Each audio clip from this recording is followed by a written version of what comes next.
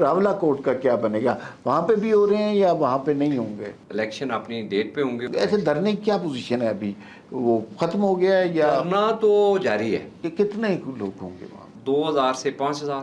ہمیشہ سے یہ سنا جاتا ہے کہ جس پارٹی کی وفاق میں حکومت ہوتی ہے اسی کی کشمیر اور جی بی میں حکومت ہوتی ہے. کشمیر میں چونکہ آلریڈی پاکستان مسلم لیگ ایک اسٹرانگ انٹیٹی ہے پولیٹیکل. کشمیر بنے گا پاکستان اور یہ بھی ہمارا بنیادی نعرہ ہے جس کی بنیاد پر ہم لوگوں کو اپروچ کر رہے ہیں. 10-20 دنوں کی بنی ہوئی پارٹی اور وہ آ کے آزاد کشمیر کے لوگوں کو کیسے ریپریزنٹ کر سکتے؟ ہمارا موقف تو اس پہ بالکل کلیئر ہے کہ مہاجرین ہمارا حصہ ہے.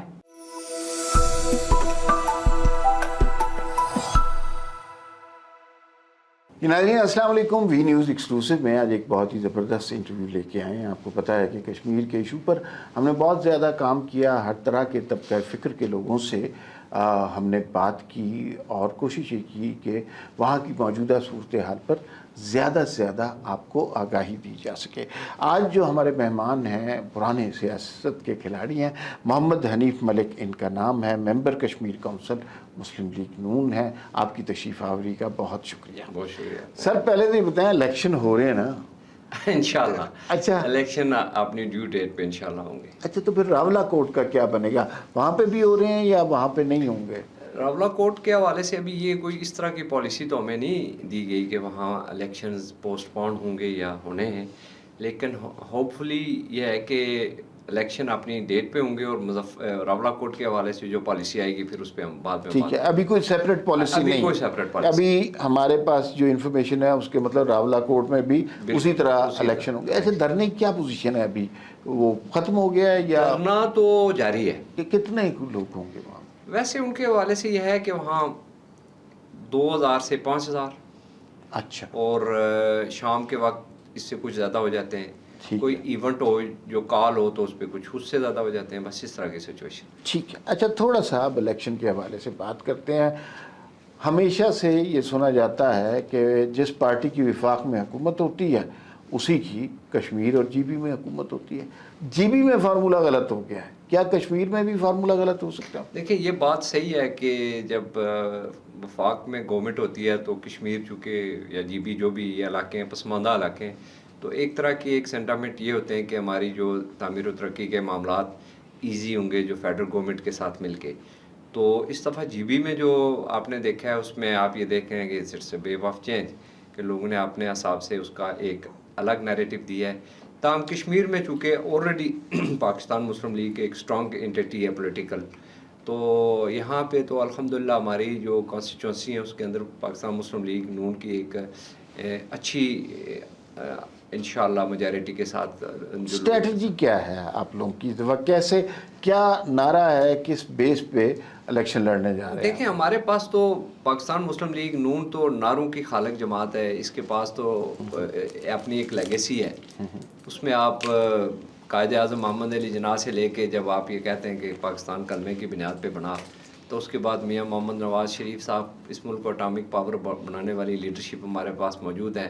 اور موجودہ حالات میں جب آپ ہمارے وزیر اعظم کو دیکھیں تو انٹرنیشنل ایشوز میں ایران امریکہ اسرائیل جنگ کو اس میں صلح کرانا یہ ایسی چیزیں ہیں جو ہمارے پاس لوگوں کو کوئی الگ سے تعمیر و ترقی کو ایک طرف رکھتے ہوئے کہ ہم نے روڈ کمیونیکیشن میں کیا کام کیا کشمیر کے اندر جو کشمیریوں کو جو موجودہ حکومت نے بالخصوص جو فیسلٹی دی ہے آٹے میں سبسڈیز آپ کو بجلی میں سبسڈی اور اس کے علاوہ آپ کا بجٹ ڈبل کیا گیا اور پھر 23-24 ارب روپے اس کے علاوہ اضافی کشمیریوں سے موجودہ ہماری حکومت کی محبت کا عملی اظہار ہے. تو ہمیں لوگوں کے پاس جانے کے لیے بنیادی طور پر ان کے یہی بنیادی ایشو کے ساتھ ساتھ یہ بھی کہ کشمیر بنے گا پاکستان اور یہ بھی ہمارا بنیادی نعرہ ہے جس کی بنیاد پر ہم لوگوں کو اپروچ کر رہے ہیں. ٹھیک ہے. یہ تو بڑی اچھی اسٹریٹجی ہے. اچھا ہم نے ہمیشہ سے سنا تھا کہ دو پارٹیوں کے درمیان مقابلہ ہوگا نون لیگ کے درمیان اور پیپلز پارٹی کے درمیان. اچانک جی بی میں بھی استحکام پارٹی آ گئی. یہاں پہ بھی استحکام پارٹی ہے اور 38 نشستوں سے انہوں نے کاغذات نامزدگی جمع کرائے. اس فیکشن کو آپ کس طرح دیکھتے ہیں؟ یہ ہمارے لیے بھی ایک انن فنن ایک تحفہ ہی ہے کشمیریوں میں کہ استحکام پارٹی کا قیام آیا اور پھر وہ اس وقت میں جب دو بڑی پارٹیوں نے ٹکٹ تقسیم کیے تو جن کو ٹکٹ نہیں ملا تو وہ ان کے ساتھی ہو گئے. تو یہ ایک دیکھیں، یہ اب آپ جب ہم خود کشمیری ہیں تو ہم اس کو یہی کہیں گے جی ان کا بھی یہ رائٹ ہے کہ، لیکن یہ آپ دیکھیں کہ 10-20 دنوں کی بنی ہوئی پارٹی اور وہ آ کے آزاد کشمیر کے لوگوں کو کیسے ریپریزنٹ کر سکتے، جس کی کوئی وہاں فاؤنڈیشن نہیں ہے، کوئی بیک گراؤنڈ ہی نہیں ہے. تاہم یہ ہے کہ چلتی کا نام گاڑی ہے، آگے ہیں تو ان کو دیکھتے ہیں کیا ہوتا ہے ان کا. اچھا، میں نے کہیں خبر سنی تھی کہ جو نون لیگ کی کیمپین ہے اس میں مریم نواز بھی شریک ہوں گی، نواز شریف بھی شریک ہوں گے، کہاں تک یہ بات درست ہے؟ یہ جو ابھی ریسنٹلی ہمارا پروگرام ہوا ہے لاہور میں، جس میں وہ چونکہ ہماری سینئر نائب صدر ہیں پارٹی کی محترمہ مریم نواز شریف صاحبہ، تو انہوں نے لوگوں کو بلا کے ذمہ داریاں لگائی ہیں مسلم لیگ کے مرکز سے بھی اور ادھر بھی.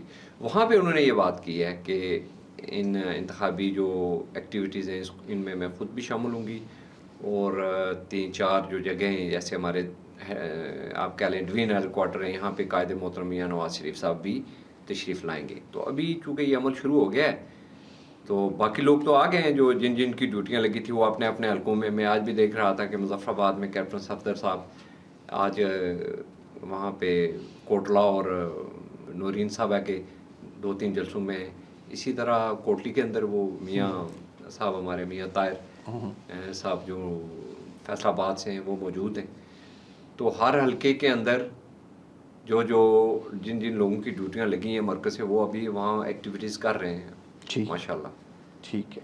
تو اب مجھے یہ بتائیں، مہاجرین کی نشستوں پر پیپلز پارٹی کا موقف بڑا کلیئر ہوتا جا رہا ہے، کیونکہ وہ سمجھتے ہیں کہ مہاجرین کی نشستوں کی وجہ سے ہمیں شکست ہوتی ہے اور اس کی وجہ سے یہ مینیپولیشن ہوتی ہے. مسلم لیگ نون کا کیا سٹانس ہے مہاجرین کی؟ دیکھیں، یہ جو نیشنل لیول کے ایشوز ہوتے ہیں، پیپلز پارٹی اس میں جو رول ادا کر رہی ہے اس سے نہ صرف وہ اپنے موقف کی خود سے بھی تردید کرتی ہے، اور پھر یہ ہے کہ ایسے ماحول میں جو پولیٹیکل افراتفری پھیلانے کی کوشش کی جاتی ہے، یہ اس لیول کی بڑی فیڈریشن کی پارٹی کو یہ کردار ادا نہیں کرنا چاہیے.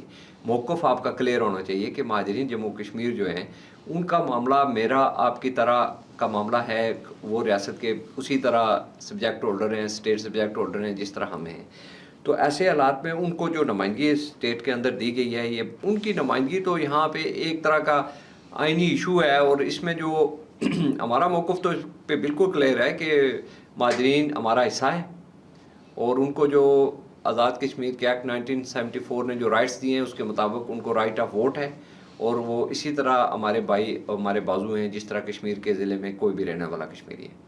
مسلم لیگ ٹھیک ہے. اچھا، ٹوٹل 45 نشستیں، 12 نشستیں مہاجرین کی ہیں، 33 نشستیں وہاں کی ہیں.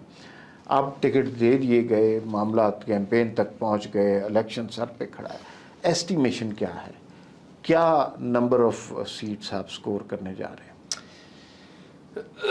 اس وقت تک جو ہماری پوزیشن ہے، ہماری آزاد کشمیر کے اندر تقریباً 22 کے قریب جو ہے سیٹیں، وہ جن پہ ہمیں 33 میں سے 22 کے اوپر ہمارا یہ ہے کہ ہمارے لوگ فرنٹ پہ کھیل رہے ہیں. باقی جو مہاجرین کی نشستیں ہیں وہاں بھی پاکستان مسلم لیگ نون جو ہے نا ایک ہماری توقع ہے کہ انشاءاللہ ہمیں وہاں سے بھی اچھی سیٹیں ملیں گی. تو ہمیں لگتا ہے کہ ہم خود سے اپنی حکومت بنانے کی پوزیشن میں آزاد کشمیر کے اندر آپ حکومت بنا لیں گے انشاءاللہ. وزیر اعظم کے لیے کینڈیڈیٹ کون ہوگا؟ ایک تو جو یہاں پہ جو پریکٹس ہوئی ہے اس سے پہلے بھی وہ یہی ہے کہ جو پارٹی کا پریزیڈنٹ ہوتا ہے ایک آپ نارملی اسی کو ہی وزیر اعظم لیا جاتا ہے. لیکن چونکہ یہ فیصلہ پارٹی کے صدر نے کرنا ہے میاں محمد نواز شریف صاحب نے، اس لیے ہم یہ سمجھتے ہیں کہ یہ میرے لیول کی بات نہیں ہے، یہ اس کا ڈیسیژن انہوں نے کرنا ہے. لیکن یہ میں نے بتایا کہ اس سے پہلے جو لیکن 2-3 نام تو ہوں گے نا آپ کے ذہن میں؟ جو ہماری سینئر لیڈرشپ ہے اس میں 2-3 نام تو ہیں ہی جو فرنٹ پہ کھیل رہے ہیں، لیکن اس کا فیصلہ میاں نواز شریف صاحب نے ہی کرنا ہے. اچھا، یہ نواز شریف صاحب فیصلہ کریں گے. ابھی آپ کے پاس کوئی ایسا یہ ہمارے پاس کوئی ایسی نہ اختیار ہیں اور نہ یہ ہم ایکسرسائز کر سکتے ہیں اپنے سے. انتخابات سے پہلے ساری جماعتیں، آج میں پیپلز پارٹی والوں سے بات کروں انہوں نے بھی یہی کہنا ہے کہ ہم نے 30 نشستیں جیت لینی. یہ انتخابات سے پہلے ہوتا ہے. آئی پی پی والوں سے کل بات کی، انہوں نے کہا جی کہ ہم کلین سویپ کر رہے ہیں. یہ سارے کرتے ہیں. فرض کیجئے کہ آپ کو مطلوبہ نشستیں حکومت بنانے کے لیے نہیں ملتی، اس صورت میں آپ کو کسی اور پارٹی کے ساتھ اتحاد کی ضرورت ہوتی ہے. کس پارٹی کے ساتھ وہ مطابقت ہے کہ جس کے ساتھ اتحاد ہو سکتا ہے؟ مسلم کانفرنس ہے، آئی پی پی ہے، یا پیپلز پارٹی سے بھی اتحاد ہو سکتا ہے؟ کیا آپ کے ذہن میں ہے؟ دیکھیں پالیٹکس ہے، اس کے اندر رولز جو ہیں وہ کوئی ہارڈ فاسٹ ہوتے نہیں ہیں. جب آپ سنگل لارجسٹ پارٹی سامنے آتے ہیں کہ آپ کو کوئی جب آپ کے پاس اتنے نمائندے ہوتے ہیں کہ آپ نے حکومت بنانی ہے، تو جمہوری روایات کے مطابق تو جس طرح ہم نے جی بی میں کہا ہے پیپلز پارٹی کو کہ آپ حکومت سازی میں اپنا رول ادا کریں، حالانکہ یہ کام ہماری پارٹی بھی کر سکتی تھی، لیکن ہمارے وزیر اعظم نے باقاعدہ انہیں کہا ہے کہ آپ کا یہ موقع اس لیے ہے کہ آپ کے نمبر زیادہ ہیں. تو میں یہ سمجھتا ہوں کہ مسلم لیگ نون بھی اپنے نمبر کے بعد اسٹریٹجی کے مطابق ہم دیکھ لیں گے کہ اس وقت کے حالات کیا ہیں. قبل از وقت تو یہ بات ہمارے لیے کہنی مشکل ہے کہ ہم کس کو ساتھ لے کے چلیں گے، لیکن جب ہم اس پوزیشن میں ہوئے تو ظاہر ہے کہ اس وقت ہماری بارگیننگ پوزیشن بھی اچھی ہوتی ہے. ظاہر ہے گورنمنٹ جب آپ لوگوں کو لیتے ہیں تو گیو اینڈ ٹیک پہ ہی بات ہوتی ہے. تو میں یہ سمجھتا ہوں کہ مناسب ٹائم ہوگا جب تو اس کا جواب وہاں وقت ہی دے گا. اچھا مجھے یہ بتائیے، فیصل راٹھور صاحب جب وزیر اعظم بنے تھے اس سے پہلے بھی ہماری ان سے ملاقات ہوئی، ابھی پچھلے دنوں بھی ملاقات ہوئی. دونوں ملاقاتوں میں ان کی سوچ میں، بیانات میں فرق تھا. جب فیصل راٹھور صاحب پہلے وزیر اعظم بننے والے تھے، انہوں نے کہا جوائنٹ ایکشن کمیٹی آپ دیکھنا، میرا تو یہ مسئلہ ہے، میں ان کو بالکل سیدھا کر دوں گا. ابھی جو کچھ باتوں سے لگ رہا ہے کہ جوائنٹ ایکشن کمیٹی کے مطالبات کے آگے کچھ انہوں نے ہتھیار ڈال دیے ہیں پیپلز پارٹی کے. تو مسلم لیگ نون کی کیا اسٹریٹجی ہوگی؟ میں تو یہ سمجھتا ہوں کہ جو عوامی حقوق کی بنیاد پہ جو تحریک شروع کی گئی تھی، اور معیار زندگی اور آپ کا نظریہ اور اساس دو مختلف چیزیں ہیں. جب آپ اپنی زندگی کے معاملات کو، ایشوز پہ پبلک کو ساتھ لے کے چلتے ہیں تو وہ کامن آدمی کی ضرورت ہوتی ہے. جیسے بجلی کا ایشو ہی ہم لے لیتے ہیں، ہماری گورنمنٹ نے اس میں اپنا کنٹریبیوٹ کیا، کشمیریوں سے اپنی محبت کا عملی اظہار کیا. اچھا آپ کو نہیں لگتا کہ یہ مسئلہ صرف مطالبات کا نہیں رہا؟ بات کہاں سے کہاں پہنچ گئی ہے اور کس طرح کے نعرے وہاں پہ لگ رہے ہیں. پھر اس سے زیادہ پریشان کن بات یہ ہے کہ بیرون ملک ایک بڑی تعداد ایسی ہے جو بالکل اس ساری سٹرگل کی، جو کشمیریوں کی سٹرگل ہے کشمیر بنے گا پاکستان، اس سے مختلف بات کر رہی ہے. یورپ میں بھی یہ مظاہرے ہو رہے ہیں اور لندن میں بھی یہ مظاہرے ہو رہے ہیں. آپ کو اس میں کوئی بیرونی ہاتھ، بیرونی ایجنڈا، بیرونی فنڈنگ ایسی کوئی چیز نہیں لگتی؟ میں یہ سمجھتا ہوں کہ ایک یہاں پہ کشمیر پارلیمنٹری کمیٹی کی میٹنگ تھی پارلیمنٹ ہاؤس میں، تو وہاں یاسین ملک کی جو اہلیہ ہے مشال ملک، مشال ملک، تو انہوں نے مجھ سے ہی پوچھا. انہوں نے کہا کہ اس وقت ابھی یہ اس لیول کی ہائپ تو کریٹ نہیں ہوئی تھی. تو انہوں نے کہا کہ ملک صاحب مجھے یہ بتائیں کہ آپ لوگوں نے آٹے اور بجلی کے لیے اتنی بڑی تحریک کا آغاز کیا ہے، تو کبھی وہ جو ریاست کے اس پار جو 70-80 ہزار لوگ مدفون ہیں، آپ ان کے لیے کبھی کیوں نہیں نکلے؟ تو یہ ان کا کوشچن وہاں تھا جب اس فورم پہ بہت سارے لوگ ہم کسی چیز کو ڈیفینڈ کر رہے تھے. تو میں یہ سمجھتا ہوں کہ آج جس طرف آپ نے توجہ دی ہے، بیرون ملک ہمارے چونکہ لوگ بہت اساس لوگ ہیں، اور جب بھی ہم جاتے ہیں تو میں نے دیکھا کہ جب بھی میں لنڈن گیا تو ہر دن مجھے دوسرے تیسرے دن یہ ضرور ملا جی کہ فلاں جگہ سے بسیں انڈین ہائی کمیشن کے باہر ہم نے مظاہرہ کرنا ہے.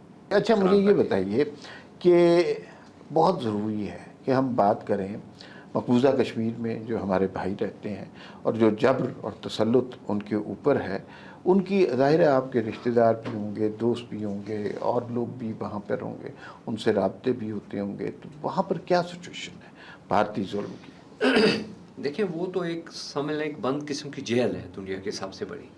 وہاں پہ جو چیزیں ہو رہی ہیں وہ تو انبلیویبل. ابھی دیکھیں جو مودی کا جو ابھی جو پانی کا مسئلہ اس نے کھڑا کیا ہے، انٹرنیشنل لاز کو جو بندہ نہیں مانتا، وہ ایک فاشسٹ مائنڈ سیٹ کی حکومت ہے. جس طرح آپ اسرائیل کو کہہ سکتے ہیں کہ جس نے دنیا کے کسی قانون کو نہیں مانا، جب اپنی بات ہوئی تو ساری چیزیں فلیٹ ہو گئی. اب کشمیریوں کے جو بنیادی حقوق ہیں، جس طرح کہ آپ نے ان کو انڈین جو کانسٹیٹیوشن ہے اس کے اندر سے انہوں نے ان کی وہ کلازز ریووک کی ہیں، جیسے 370 ہو گئی، 35A ہو گئی، جس کو اسپیشل رائٹس دیے گئے تھے کشمیر کو، وہ ختم کر کے ڈیموگرافک چینج کا جو ان کا منصوبہ تھا کہ پلیبسائٹ کا اگر کہیں ایشو ہوتا ہے تو اس میں باہر سے لوگوں کو آ کے آباد کریں، اور اب آپ دیکھیں کہ وہاں وہ آباد کاری کا عمل بھی شروع ہو گیا اور اس کو انڈین یونین کا حصہ بنا لیا. اب اس کے اندر جو کشمیری ہیں وہ جون سے بھی ہوں، ایون جو اس وقت تک رولنگ لوگ ہیں، سب کے سب یہ کہہ رہے ہیں کہ یہ جو کشمیر کی جو پوزیشن تھی، اسٹیٹس تھی، جس کو آپ انڈیا نے ختم کر کے انڈین یونین کا حصہ بنائی، یہ ناقابل قبول ہے اور نہ اس سے کشمیری کبھی قبول کر سکتے. اچھا، ایک آخری سوال. الیکشن ہونے والے ہیں، تمام مسائل کا حل مجھے یہ لگتا ہے الیکشن ہوتا ہے، اور الیکشن میں جب لوگ سیاسی جماعتیں سامنے آ جاتی ہیں، عوام کے نمائندے کو اختیار چلا جاتا ہے، وہ زیادہ بہتر پوزیشن میں ہوتا ہے معاملات کو سالو کرنے کے.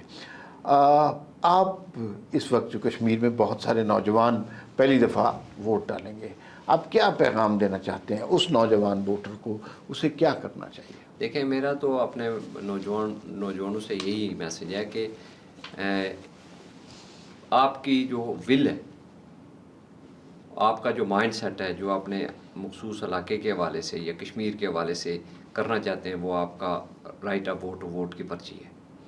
آپ اپنی پرچی سے ایسے نمائندوں کو منتخب کریں جو آپ کے لیے ایک یوتھ کمپریہنسو یوتھ پالیسی لائے، جو یوتھ کو امپاورمنٹ کی طرف لے کے جائے.